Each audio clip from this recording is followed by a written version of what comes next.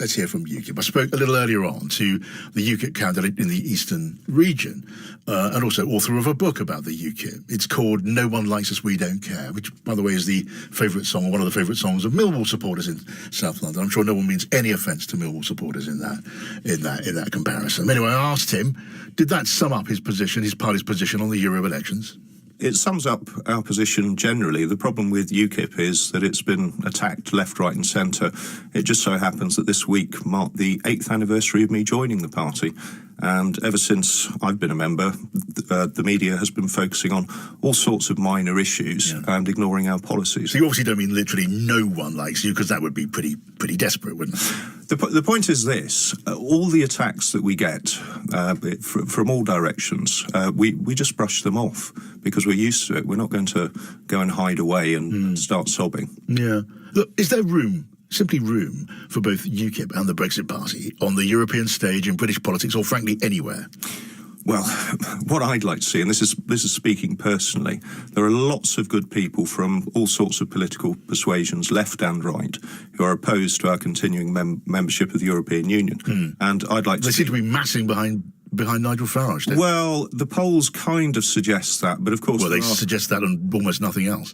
Well, the polls have been wrong in the past. I mean, the polls were wrong about the referendum result for a start.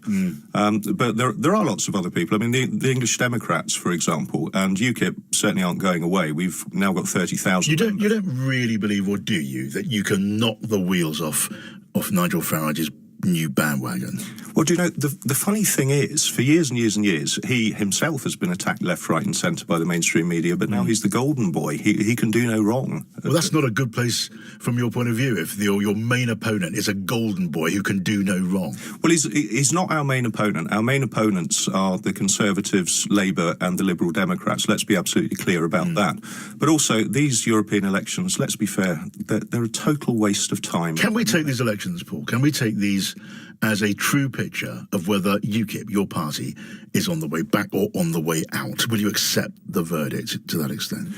Well, it doesn't actually matter, because at best we're going to be in the European Union until October the 31st. And after these elections, the next 2 or 3 months are going to be involved with political parties in the European Parliament forming groups. So the groups will be organised and then Britain will be out. They're a complete waste of time. But we have to send a message to Westminster that we will not tolerate any betrayal of Brexit. Yeah.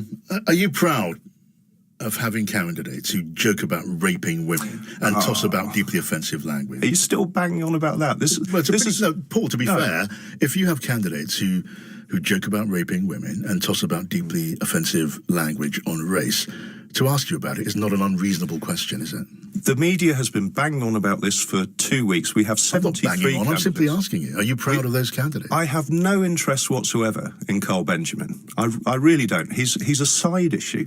He's not even a flea on the backside of the elephant in the room. You put him on your stage when you were launching a big rally. I didn't. Here's one candidate. Personally, I didn't even know who he was until about 8 months ago. I've spoken to him a couple of times. So, in a word then, because I don't want to bang on about it, as you say, so you're not proud? I don't care. I'm just bored with the focusing on this. And the BBC in particular completely ignores what the other parties are up to. I mean, it really does. Paul Oakley from UKIP there.